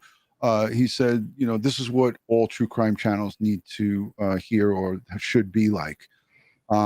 So I appreciate you, another content creator, another person who covers these tough cases on YouTube. And he also, you know, is very vocal about the Jagaloons, you know, people going out and interviewing potential witnesses and subjects.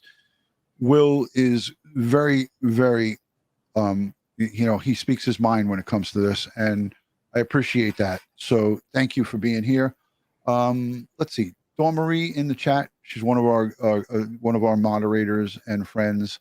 Alicia B, Black Rose 11. There's so many to mention here, and we give thanks to you guys because you do the heavy lifting for us. So thank you to the mods. The mod squad is you guys are great. It's really awesome to have you guys. Mary's here from Florida. A whole bunch of people. Joey Brooklyn. Joey is our head of security. So thank you, Joey Brooklyn, for what you do. Ed, you see anything of note before we wrap? I thought I heard that some news organization has put some money up. I don't know. I haven't been able to confirm that. Has anybody else heard that or seen it? If so, please share what news agency this is and let us see where we can find it to confirm whether or not that's good. Omar is here from Canada, one of our new friends. He sends in a couple of messages and sent in a couple of emails and made some comments to us. So thank you, Omar, for being here. And we love our friends from outside the United States and within the United States. Thank you to all of our international audience. And you know, Ed, somebody also sent me an email, said that they would be willing to host you while you're traveling. Oh, really? Where? Shukram, Omar, by the way, Shukram. Who's that and where? Yeah. Where? So, They want to host me in Indonesia? Yeah, I have an email. I'll forward it to you. It just came in tonight. One of our viewers. Her and her husband would be welcoming you to a wonderful meal, and she was happy that you spoke their native tongue there. So. Oh yes. Yeah. So, oh, I know who it is. Yeah. So the Glera says, you know, I like to get muddy, DutyRon. He likes to play in the mud. I appreciate you and your guest. And this is the guy I was telling you about, Ed, that has the similar intro that we use. Okay. He puts a funny twist to it. So this is him, and one of his viewers came over to us in our comment section. It was funny, Will. I'm going to tell you this live. One of you, I don't remember her name, her or his name. We don't know if it was a he or a she, but they were coming at us saying that we are copying your intro. Well, Joe Murray, our criminal defense attorney, his better half, Angela Ang, she created that intro for me about 1.5 years ago. We've been using it for a long time, but I always get a kick out of watching yours because you put a funny twist on it. But one of your people came and started, you guys, you stole that from our friend. So it was pretty funny. Anyways, that's that. All right, guys and girls, thank you so much. Hey, listen, if you're new here, let us know that you're new. I like to do a roll call with all of you. Let me know where you're watching from, me and Ed, your city, state, or country, and let's say hello to you, and then we'll walk out the door.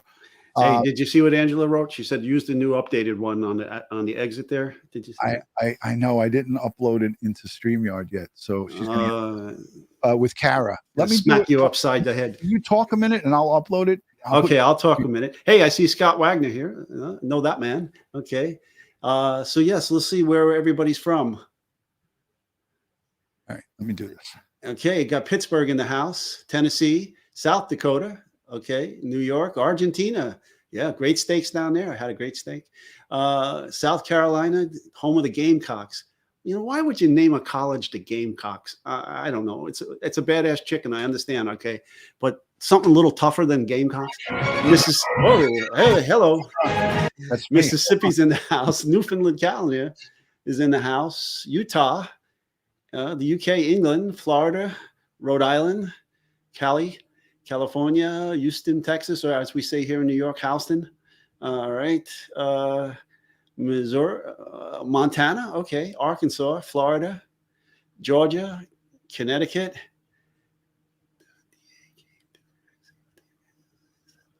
And here's a question. I'll answer that. So yes, the DA came to the crime scene with the FBI and law enforcement. Is that normal? You know, typically in high profile cases, DAs will ride on out to the crime scene. In my experience here in New York, it's typically as I'm processing the crime scene, though, not days later, but in sometimes it can be, in this case, like days later, they're holding the scene. So it's not surprising.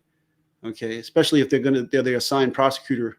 Okay, I got the outro with Kara. I got it. It's all right. Suffolk County, Iowa, La Crosse, Wisconsin, Long Island. Long Island. Yeah, Oregon, Rock Springs, Wyoming, Arizona. Is anybody new? Sarasota. Is anybody new, or is this Brazil checking in? Wendy? No? Victoria, Australia. Hey, down under, Philly, the home of brotherly love, or as we say here, Philadelphia. Mar H says, do you think the prosecutor knows? If the prosecutor knows, we won't know it. And if he knows, there'll be an arrest. If the prosecutor knows who the perpetrator is and they have enough probable cause to arrest him or her or them, he will, there will be an arrest. We have Buffalo in the house, the only New York football team. 6 feet of snow last week. I can't say this state. I don't know. I screwed this up. Massachusetts. I just can't say it. Ohio, Australia, Sunshine Coast. So we got them everywhere here. What's this? Kingston? Is that Kingston? Kingston, New York. Is that New York or Jamaica? Could be okay. Monica Kelly from Ventura, California. Ventura Highway. Bronx, New York. The Boogie Down is in the house. Wow. Bethesda, Maryland. Yes. Nice. And Jersey. Nobody says New Jersey. If you're from Jersey, you say Jersey. How about Jersey? Jersey. And what exit? Okay. 6A off the Jersey Turnpike. Baton Rouge, Melissa. I was just down there last week on LSU campus. Arizona, Nebraska, Central Florida. Okay, that could be anywhere in Kissimmee, Orlando. Who knows that? Kingsport, Tennessee. Ireland. Ireland. Williamsburg, Brooklyn. Yes. Williamsburg, Brooklyn is the home. It's the happening hotspot now in Brooklyn. Slantre. Okay, Arkansas, Arizona, Ireland, Arizona, Oklahoma, where the air goes sweeping down the plains. Colorado Springs, and they just had a terrible shooting there. I gotta just say, I love this because this gets us in touch with our audience, the people who watch us. This really does. This is a great thing, and you know, some people get annoyed by it, but once we're done with the content and we have you know, a little bit of time, and here tonight we wanted to take time to give thanks and praise to you, the live viewing audience. You know, I say it so much, but I continually say it several times during these streams. Without you guys, we'd be talking to ourselves. So we appreciate you. We love that you guys are sending us questions and are always testing us. It's always good to send us questions that are tough, because these really, really, hey, Ed, you could take that one. Holy crap. Yes, I have. I'm an alumni of the Body Farm, and you donated yourself there. Good for you. Good for you. Thank you for doing that for forensic science. Yeah. And you know what? I have the application from Dr. Murray Marks. He was a guest on our show. He the top dog at the Body Farm in Tennessee, right? Yes, he is top dog. And hey, just to say, I hope you don't go there anytime soon. Yeah, absolutely. Thanks for that disclaimer. Yeah. So Dr. Murray Marks has been on. I will, if you look at our channel, you could see a video from Dr. Murray Marks. It's actually pinned in our channel. Ed, go ahead. Work the dashboard. Coney Island, Brooklyn, home of Nathan's, Surf Avenue, Neptune Avenue, and the wooden roller coaster. Yes, spent many a day down in Coney Island when I was a rookie cop. In Minneapolis, Minnesota. My son used to be there. He's home now. Mississippi, Missouri, New Orleans, Arkansas. You know, I was down in Mississippi. I got to tell this story. I'm going to gift out a couple of memberships while you tell the story. I'm going to send out 10 memberships. Listen, everybody who wants a free membership to the channel, just put in the chat, me. Just the words. No, actually, you know what? Don't put me. Put hashtag DutyRon or hashtag Ed. Hashtag DutyRon, hashtag Ed gets a chance to get a free channel membership. I'm going to let 10 of them go as Ed tells this story. Go ahead, Ed. So I was in Oxford, Mississippi. There's a big university there for those of you who are Mississippi fans. And I was training the local fire department on hazmat stuff. And we were talking about decontamination. And I told them, that in the decontamination process, you need copious water. And the student raised his hand and said, Instructor Wallace, we don't have copious water. We have well water. And I said, that's fine. Just use a lot of it.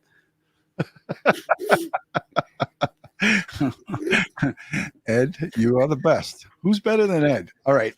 Do you want to get you got your phone with you? I do.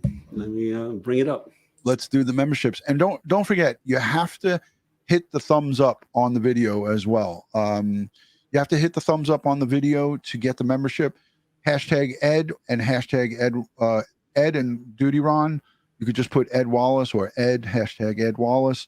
But also remember, hit the thumbs up, because without the thumbs up, you wait, I'm still talking. Okay. I'm sorry. I couldn't control myself. Yeah. I hate when that happens. All right, we'll do 20 because everyone's being patient. Let's hit the thumbs up. Let's get it over 1,500 on the thumbs up, and then I'll send 20 free 1-month memberships. This is a Christmas gift from Ed and myself. So this is a 20 membership gift starting the Christmas holiday season. So here we go.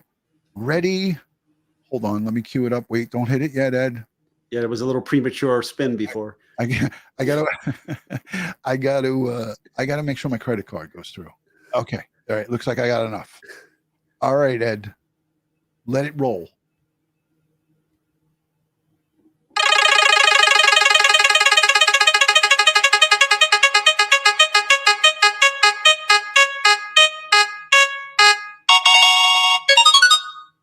Bingo. I did it pretty good. There it is. 20 memberships going on out.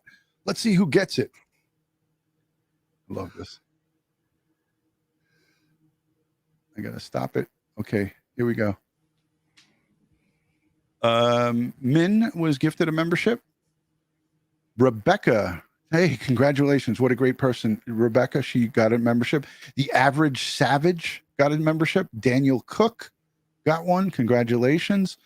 Sweet and Sassy got one. DJ Stace. Ann Parker, congratulations. Kate. Oh, what a good friend of the channel. Kate was gifted a membership. Annette T was gifted a membership by Ed Wallace and Crime Time with DutyRon. Sweet and Sassy. Ed, Sweet and Sassy got one. Mm-hmm. How about that? The Average Savage is like, yay, I won. For whoever won, to the winners, put it in the chat. I want to see hashtag winner. All right. Or hashtag winner. Put it in the chat and let's see who won. Look at Smitty here quoting Madonna. You must be my lucky star. Yes, I think she lost her mind recently, though, but that's besides the point. Ed, you are fresh. Karen, Legal Minded Friends up in the UK. She does all of our shorts. She is the one who's responsible for all of our Instagram shorts and reels. So everyone go subscribe to Karen, Legal Minded Friends, Karen Cole. If the mods could put her link in the chat, I would greatly appreciate that. Karen, Legal Minded Friends, she does a lot of great work for us, and she doesn't even send the bill. That's the great part about it. Thank you, Karen. Look at the glare. Oh, you just knocked him out. I'm sorry. He said Ed's my homie. All right, I got a homie. Glare is getting a little ghetto on us. I like it. Okay. Yes, I've taught in Philly several times. And the Philly crime scene unit came up to 9/11 and assisted us, and I gave them assignments and brought them onto the pile. Wow, that's pretty impressive, Ed. September 11th bonded us with so many outside agencies because they all came to our aid. And I can't say how much appreciation we have as New York City police officers, detectives, the amount of overwhelming, assistance that came. not only that day, but the weeks and months to follow. So thank you to everybody who came down there. Yes, thank you. Thank you, Jennifer Nobles, for the 1999 and assisting with giving out some of these memberships. Yes. Thank you, Jen. Jen is great. She's down at Ground Zero in Bakersfield, California. Yes. She's just unbelievable. She helped out with those the digital billboards. It was her that started the billboards for Sincere and Classic, Orrin and Orson West. All right. Let's wrap it up. Almost 2 hours, Ed. How did we do this? 2 hours. I'm putting an overtime slip in. I'm telling you right now. 2 hours. It's almost like not 2 hours, but $2. I want my $2. But anyhow, so we're going to do the show Tuesday, folks. Tuesday night, blood spatter. All about blood spatter, not splatter, spatter. If I see you say splatter, I'm kicking you out. What about me, Ed? I say that sometimes. We're going to use you and show you how we create blood spatter if you continue to say splatter. You got the perfect melon for it. I do when it's shaved. Right now, I've got a. Oh, yeah, you got what? You got one hair? Yeah. So DH says some New York cops were nasty. You know, you may be right. There's good and bad in everything. When you have 42,000 at our high point in 9/11, you're gonna have a few bad ones. Some of them could be nasty. That's human nature. But you have two very friendly former New York City cops here, detectives. Oh, Schmitty, you're out. She said splatter. She's out. Kick her out. Mods, take care of it. No, don't, please, mods. All right, guys, let's get the Kara outro ready so I don't F that up. Here's the New York version of that. Spatter. Oh, hell no. Okay. Hold on. Here's for everyone that says splatter, and I'm included in on this. Pardon my French, but you're an asshole. Cameron. That was Cameron, folks, from Ferris Bueller's Day Off. Kiss me. You won't regret it. Kiss me. You won't regret it. Hey, bud, what's your problem? Spicoli. Spicoli. Yeah. All right, let's get out of here, Ed. We're making fools of ourselves now. I hope everyone enjoyed this informative live stream. The back end of it, of course, we had some fun with you guys. Let us know down below in the comments if you enjoyed the fun at the end. You know, because all of these live streams that we can't include, Ed and Ron are human. We are real people. We're not cyborgs. Right. All right, guys and girls, as I always like to end these things, God bless the world. God bless the United States of America, and God bless each and every one of us here in the chat. But especially these four families of these victims, the college students, we send them strength, prayers, and positive vibes, and all of the working law enforcement on the state, local, and federal levels in the community of Moscow. Love and respect from Crime Time and DutyRon. Ed, what do you got for the folks? As usual, folks, stay safe, stay prepared, and watch your six. Watch the outro for Kara and Popeye and Oscar. Peace, guys.